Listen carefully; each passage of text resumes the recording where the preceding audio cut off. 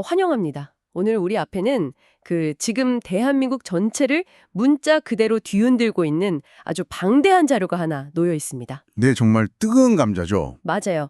바로 2026년 국민연금 개편안에 따른 세대별 형평성 분석 보고서인데요. 아마 지금 듣고 계신 여러분도 뉴스에서 연금 개혁이라는 단어 정말 지겹도록 들으셨을 겁니다. 매일 쏟아지니까요. 피로감이 장난이 아니실 겁니다. 그렇죠. 그래서 오늘은 그 겉핥기식 정치 공방은 싹 다 걷어내고요. 이 제도의 이면에 숨겨진 진짜 숫자들, 그리고 그중에서도 특히 1970년대생이 직면하게 된 거대한 구조적 손실에 한번 돋보기를 쫙 대보려고 합니다. 아주 중요한 접근입니다. 이번 집중탐구의 미션은 아주 명확합니다. 마치 암호처럼 복잡하게 얽혀있는 연금제도의 메커니즘을 우리 일상의 언어로 완전히 해독해내는 것. 그리고 세대 간 공정성을 둘러싼 치열한 논쟁을 철저하게 객관적인 시각으로 파악하는 겁니다. 네, 이 방대한 정보 속에서 당신이 가장 중요하고 핵심적인 통찰을 얻어갈 수 있도록 저희가 안내해드리겠습니다. 무려 18년 만에 단행되는 대대적인 변화라고 하잖아요. 자, 그럼 이 내용을 하나씩 풀어보죠. 그 18년이라는 시간 동안 수많은 논의가 테이블 위에 올랐지만 번번이 미뤄졌던 국가적 숙제였죠. 우선 이 개혁안이 왜 하필 지금 이 시점에 터져 나왔는지 그 큰 그림부터 차분하게 짚고 넘어갈 필요가 있습니다. 네, 배경이 중요하니까요. 그러니까 기존 제도 하에서 국민연금 기금의 고갈 예상 시점이 2056년으로 성큼 앞당겨졌습니다. 2056년이요? 네. 2056년이면 지금의 2030세대가 한창 은퇴를 준비하거나 막 은퇴를 시작할 시기인데 그때 국가금고가 텅 빌 수 있다는 위기감이 극에 달한 겁니다. 그래서 정부는 이 고갈 시점을 2071년에서 빡 최대 2088년까지 어떻게든 늦춰보려고 이른바 모수개혁이라는 카드를 꺼내들게 된 거죠. 아, 잠깐만요. 뉴스에 아주 단골로 나오는 그 모수개혁이라는 단어, 우리 조금만 더 쉽게 풀고 갈 수 있을까요? 그러니까 이게 제도의 근본적인 틀 자체를 다 갈아엎는 게 아니라 네, 아닙니다. 그 기계의 설정값, 즉 들어오고 나가는 숫자의 비율만 조정하겠다 이런 뜻인 거죠? 아주 정확한 비유입니다. 기계 자체를 바꾸는 게 아니라 다이얼만 돌리는 겁니다. 핵심 설정값은 딱 두 가지예요. 첫째, 우리가 매달 월급에서 떼이는 보험료율을 현행 9%에서 13%로 올리겠다. 13%로? 네. 그리고 둘째, 은퇴 후 우리가 받게 되는 기준선인 소득대체율을 43% 수준으로 고정하겠다 이겁니다. 원래 계획대로라면 이 소득 대체율이 2028년까지 40%로 스멀스멀 떨어질 예정이었거든요. 원래는 또 떨어질 예정이었군요. 그렇죠. 그런데 노후소득 보장을 위해서 43%라는 숫자로 끌어올려서 일종의 방어벽을 친 셈입니다. 제가 제대로 이해했는지 한번 계산을 해볼게요. 만약 제 평생 평균 월급이 300만 원이었다고 가정을 하면 소득대체율 43%라는 건 국가가 제가 은퇴했을 때 대략 매달 130만 원 정도는 받을 수 있게 약속해준다. 이렇게 직관적으로 이해하면 될까요? 네, 맞습니다. 세부적인 가입 기간 등에 따라 당연히 차이는 있겠지만 제도의 목표치 자체는 정확히 그렇게 이해하시면 됩니다. 더 내는 대신 장부상으로 받는 비율도 조금 더 챙겨주겠다는 일종의 타협안인 것이죠. 여기서 정말 흥미로운 점이 등장하는데요. 이번 개편안에서 사람들이 가장 격렬하게 반응하고 커뮤니티마다 논쟁이 폭발하고 있는 지점은 이 목표치가 아니잖아요. 네, 그 숫자가 아니죠. 바로 그 13%라는 목표 지점을 향해 달려가는 속도에 있습니다. 이번 보고서의 핵심인 세대별 보험료율 인상 속도 차등화 이야기죠. 그렇습니다. 모두가 13%라는 같은 목적지를 향해 가는데 나이에 따라 타고 있는 차의 속도 제한 규정이 완전히 다른 겁니다. 구체적인 수치를 보면 체감이 확 되실 텐데요. 1966년에서 1975년 사이에 태어난 50대 가입자들은 매년 보험료율이 1.0%포인트씩 가파르게 오릅니다. 매년 1.0%포인트요? 네. 단 4년 만에 13%에 도달하게 되는 말 그대로 풀엑셀을 밟는 구조죠. 반면에 1976년에서 1985년생인 40대는 매년 0.5%포인트씩 8년에 걸쳐서 오르고요. 절반이네요. 그렇죠. 30대는 0.33%포인트씩 12년, 20대는 0.25%포인트씩 무려 16년에 걸쳐서 아주 천천히 인상됩니다. 와, 이게 매년 1.0%포인트 인상이라는 게 말은 되게 쉬워 보이지만 직장인들 입장에서 내 월급 명세서에서 매년 그만큼의 현금이 추가로 증발한다는 건 엄청난 체감 속도잖아요.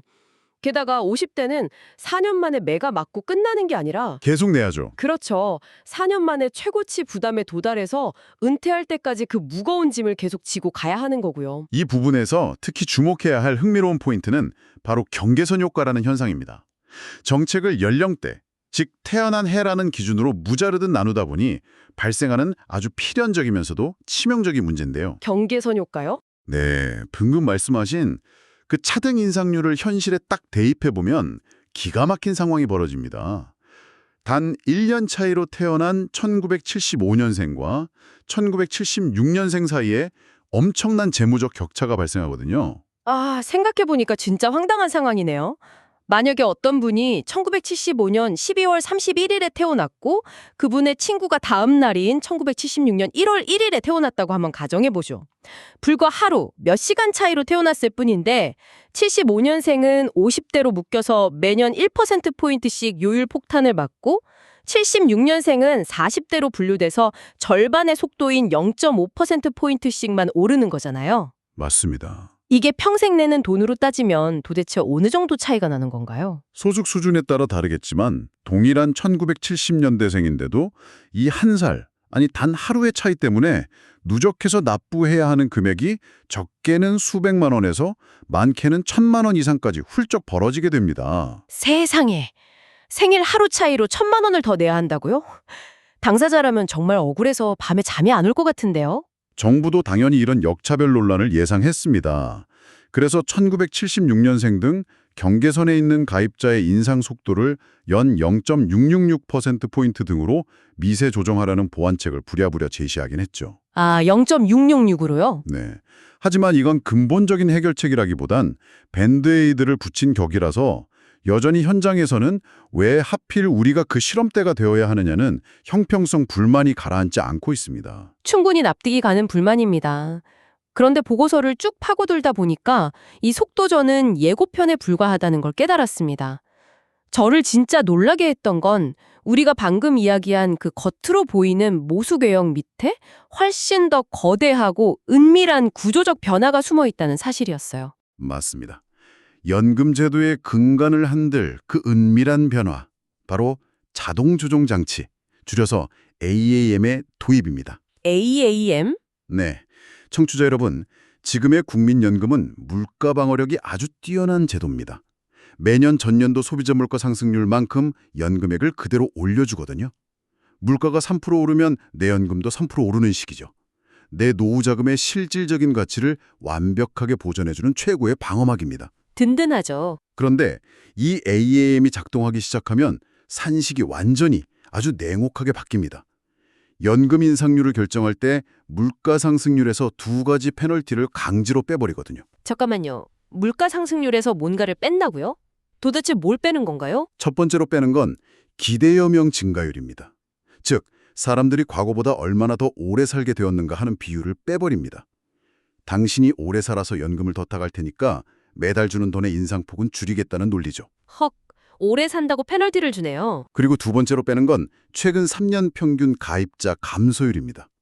저출산 등으로 인해 국민연금을 내는 일하는 인구가 얼마나 줄었는가를 나타내는 비율이죠. 아, 요약하자면 국가의 인구 구조가 고령화되고 저출산이 심화될수록 내 연금의 인상폭을 그만큼 깎아버리겠다는 뜻입니다. 와, 그러니까 물가가 3% 올랐다고 해서 내 연금이 3% 오르는 게 아니라 거기서 너희 세대 오래 살잖아 페널티 한 번 빼고 밑에 애들 안 태어나잖아 페널티 한 번 더 뺀 나머지만 올려주겠다는 거네요. 정확합니다. 물론 정부도 이게 너무 가혹하다고 생각했는지 아무리 계산 결과가 나빠도 매년 최소 0.31%는 인상해주겠다는 하한선을 두긴 했습니다. 0.31%요? 네. 작년보다 명목상 연금액이 절대 줄어들지는 않게 하겠다는 방어 논리죠. 아니 마트 가보면 물가가 매년 2, 3%씩 팍팍 오르는데 내 연금이 0.31% 오른다면 그건 인상이 아니잖아요. 그냥 실질적인 삭감을 되게 듣기 좋게 포장한 거 아닌가요? 시간이 지날수록 내가 받는 연금으로 살 수 있는 쌀이나 계란의 양은 매년 줄어들 수밖에 없잖아요. 바로 그 지점입니다. 그래서 대다수의 연금 전문가들이 이 AAM을 두고 단순한 제어 장치가 아니라 실질 가치가 하락하는 위장된 연금 삭감이라고 분석하고 있는 것입니다. 명목상의 액수는 떨어지지 않지만 내 구매력은 매년 조용히 녹아내리는 구조니까요. 사실상 눈에 보이지 않는 삭감이라는 거네요.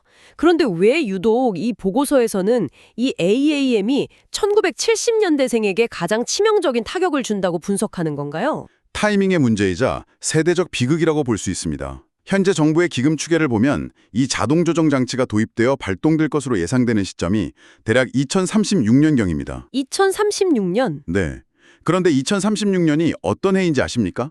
바로 1970년대생들이 은퇴를 하고 연금을 본격적으로 수령하기 시작하거나 막 수령을 시작한 바로 그 시점과 정확하게 겹칩니다. 아, 맙소사.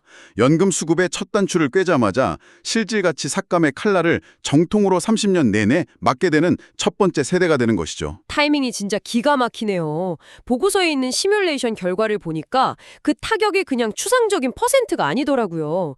1975년생 가입자를 기준으로 돌려본 결과를 보면 이 장치가 발동되었을 때 평생 받는 연금 총액의 무려 15.6%가 공중으로 증발해버립니다. 엄청난 수치죠. 금액으로 환산하면 약 5,571만 원이 깎이는 셈이고요. 심지어 1971년생의 경우에는 그 손실액이 약 7,400만 원에 달한다고 추정되고 있습니다. 내가 평생 피땀 흘려 부은 연금 장부에서 지방 아파트 전세금이나 집 한 채 계약금 수준의 클 돈이 구조적으로 사라진다는 건데 당사자들의 충격이 클 수밖에 없겠어요. 당연하죠. 그래서 이 모든 게 대체 우리에게 어떤 의미일까요? 단순히 계산기 위의 숫자 노름일까요? 우리는 이 통계를 실제 사람들의 삶의 맥락으로 연결해 봐야 합니다. 지금 듣고 계신 여러분, 당신이 지금 1970년대 초반에 태어난 52세의 직장인이라고 한번 상상해 보십시오. 52세의 현실이라.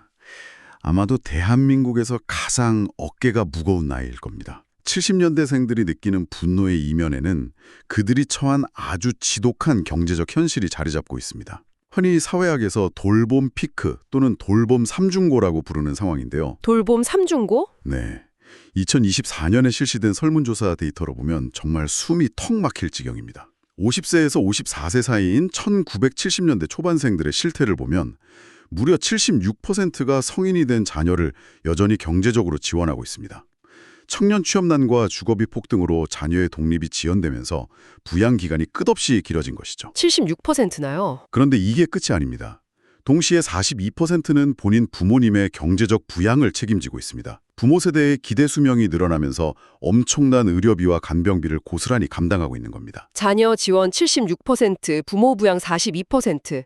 제가 이 데이터에서 가장 충격적이었던 건 부모와 자녀 양쪽을 동시에 모두 부양하는 이른바 이중부양 비율이 25%나 된다는 거였어요. 네, 4명중 1명꼴이죠. 바로 윗세대인 1960년대생이 15%였던 것과 비교하면 10%포인트나 훌쩍 뛴 수치잖아요. 이분들의 한 달 평균 부양 지출액이 무려 155만 원에 달한다고 합니다. 한 달에 155만 원이 오직 남을 돌보는데 고정으로 빠져나가는 상황에서 매년 내 보험료마저 1%포인트씩 제일 빨리 오른다고 하면 과연 어떤 기분일까요? 정말 암담하죠. 이분들은 본인의 노후 소득 공백에 대한 불안감이 91%에 달합니다. 미래가 막막한데 정작 국가에서는 당신들이 보험료를 가장 빨리 내야 한다고 등을 떠미는 형국인 거죠. 부모를 부양하는 마지막 세대이자 자녀에게 부양받지 못하는 첫 번째 세대라는 말이 너무 뼈아프게 다가옵니다. 이 현상을 좀 더 큰 그림과 연결해 본다면 연금제도의 본질적인 척도 중 하나인 수익비의 딜레마를 마주하게 됩니다. 수익비요? 네, 수익비란 쉽게 말해 내가 평생 낸 돈 대비 나중에 돌려받는 돈의 비율을 뜻합니다. 보건복지부의 추산에 따르면 1970년대생의 수익비는 1.98입니다. 이는 그 아랫세대인 1980년대생의 2,016이나 1990년대생의 2.17보다 눈에 띄게 낮은 수치입니다. 잠깐만요. 상식적으로 연금이라는 건 제도가 되게 후했던 과거에 태어난 옛날 세대일수록 수익비가 높고 유리하다고 생각하기 쉽잖아요. 그런데 오히려 70년대생이 그 밑게 80년대, 90년대생보다 혜택이 적다고요? 네, 바로 그게 제도 개편의 과도기에 낀 세대의 비극입니다. 1970년대생은 윗세대처럼 넉넉한 혜택을 온전히 누리지도 못하면서 아랫세대처럼 낼 돈을 천천히 낼 기회도 얻지 못했습니다.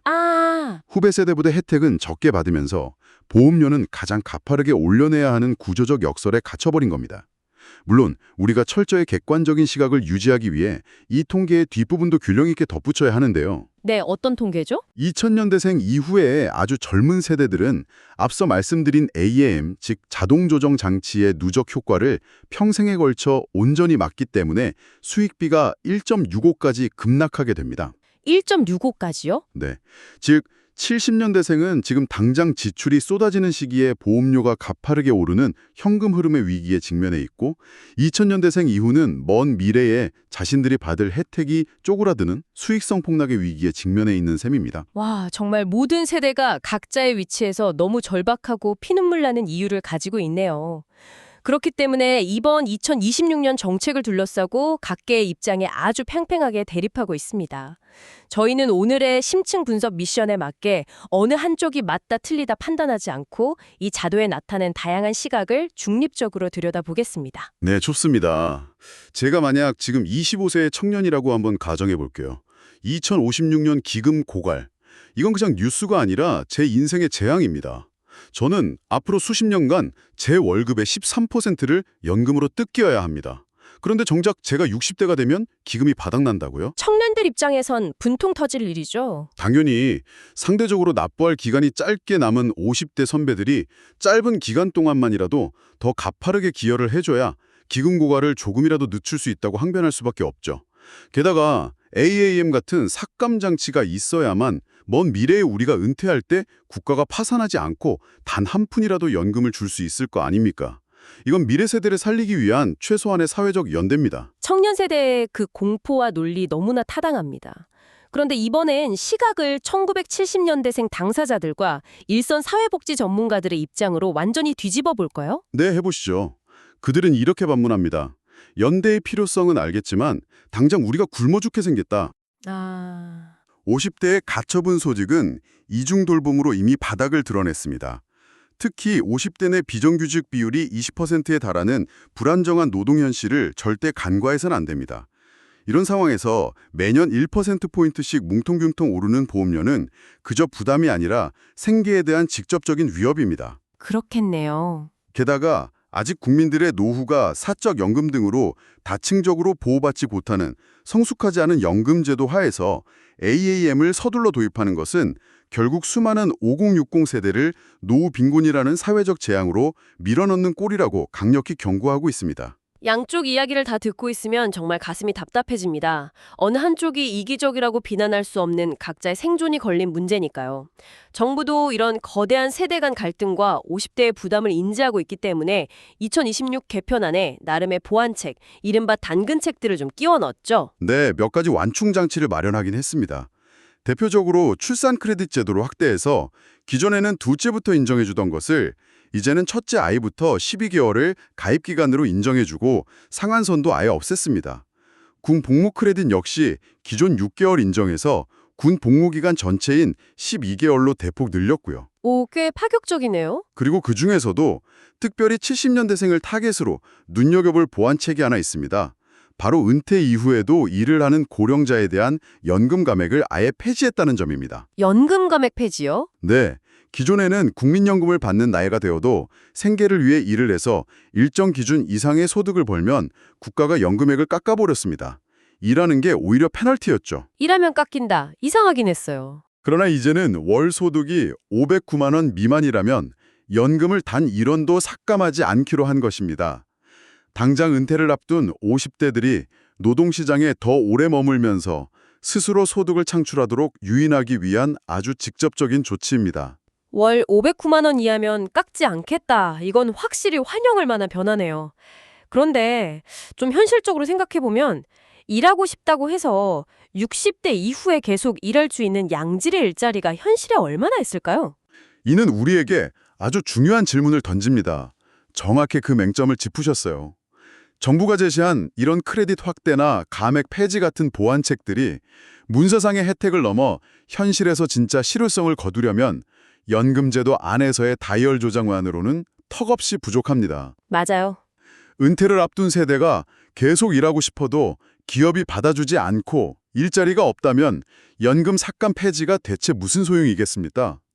결국 정년 연장이나 임금 피크제의 함지적인 개편 같은 거대한 노동시장 구조개혁이 반드시 연금개혁과 병행되어야만 이 당근책들이 진짜 힘을 발휘할 수 있다는 것이 전문가들의 공통된 지적입니다. 제도가 현실을 받쳐주려면 일할 수 있는 환경부터 만들어주는 게 우선이라는 말씀이시네요.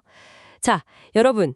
청취자 당신을 위해 준비한 오늘의 방대한 숫자와 논쟁들을 이제 하나의 큰 줄기로 쫙 묶어보겠습니다. 네, 정리해볼 시간이죠. 오늘 우리가 파헤친 원문 자료에서 도출한 1970년대생이 직면하게 된 세 가지 구조적 불이익을 일상의 언어로 아주 명확하게 정리해드리죠.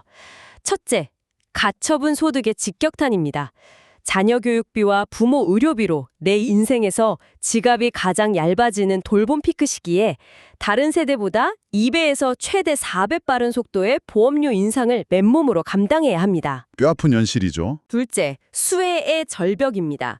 이들이 드디어 연금을 받기 시작하는 시점과 물가 방어막을 해제해버리는 자동 조정 장치, 즉 AAM의 발동 시점이 소름 돋게 겹치면서 평생 기대했던 실질 수급액에서 집 한 채 계약금이 날아가는 15% 이상의 삭감 위기에 처해 있습니다. 네. 셋째, 돌봄의 소외입니다.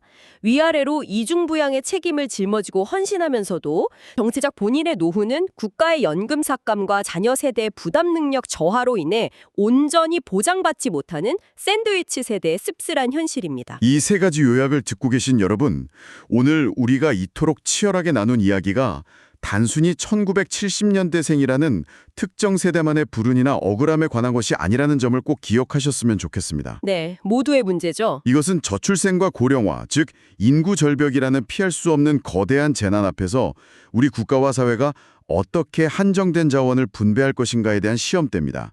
기금은 줄어들고 부양할 사람은 늘어납니다. 모두가 피를 흘려야만 하는 상황에서 과연 무엇이 공정한 고통 분담인가를 묻는 아주 거대한 사회적 테스트인 것이죠. 공정한 고통 분담. 이 테스트를 우리가 어떻게 통과하느냐에 따라 70년대생뿐만 아니라 80년대생, 90년대생, 그리고 앞으로 태어날 모든 미래 세대의 삶을 규정하는 뼈대가 완성될 것입니다. 정말 묵직하고 중요한 지점이네요. 그래서 저는 오늘 이 심층 분석을 마무리하면서 원문 자료에 담긴 논의의 맥락을 조금 더 대담하게 확장해서 여러분이 일상으로 돌아가 스스로 탐구해 볼 만한 아주 도발적인 화두를 하나 던지고 싶습니다. 어떤 화두인가요? 여러분, 지금까지 우리가 나눈 국민연금 제도의 가장 깊은 밑바탕, 그 뿌리에는 하나의 거대한 전제가 깔려 있습니다. 바로 일하는 젊은 세대가 은퇴한 노년층보다 항상 더 많을 것이라는, 혹은 최소한 그들을 부양할 수 있을 만큼의 인구학적 밸런스가 유지될 것이라는 믿음이죠. 제도의 근간이죠. 그런데 만약 이 전제가 이미 완전히 무너진 상태라면 어떨까요? 우리는 지금까지 오직 인간의 노동과 거기서 떼어내는 기여금에만 의존해서 이 거대한 연금 제도를 굴려왔습니다. 하지만 현실을 보십시오. 일할 사람은 턱없이 줄어들고 있지만 반대로 AI나 로봇 같은 기술 혁신을 통해 사회 전체의 부는 폭발적으로 증가하는 새로운 시대가 오고 있습니다. 완전히 패러다임이 바뀌는 거네요. 그렇다면 우리는 이제 일하는 사람의 얇은 월급 봉투에서 떼어가는 보험료율을 13%로 할 거냐, 15%로 할 거냐, 옥신각신하며 세대 간 얼굴을 붉히는 단계를 넘어서야 하지 않을까요? 예를 들어 인간의 노동을 대체하며 막대한 이윤을 창출해내는 AI나 로봇, 그리고 그 자본에 직접 세금을 매겨서 우리 모두의 노후를 보장하는 완전히 새로운 패러다임을 진지하게 고려해야 할 때가 온 것은 아닐까요? 인간의 피땀어리 노동만이 지탱하던 연금을 기술과 자본의 성장이 함께 지탱하는 제도로 전환하는 그 거대한 상상 말입니다. 정말 생각의 틀을 깨는 화두네요. 당신은 어떻게 생각하시나요? 복잡한 숫자의 이면을 들여다보고 팍팍한 사회 구조 속에서 진짜 의미를 읽어내는 당신의 빛나는 호기심을 항상 응원합니다. 이 시간 당신의 지적 여정에 저희가 든든한 가이드가 되었기를 바랍니다. 계속해서 질문하고 탐구하는 여러분을 기대하며 오늘의 집중 탐구는 여기서 마치겠습니다.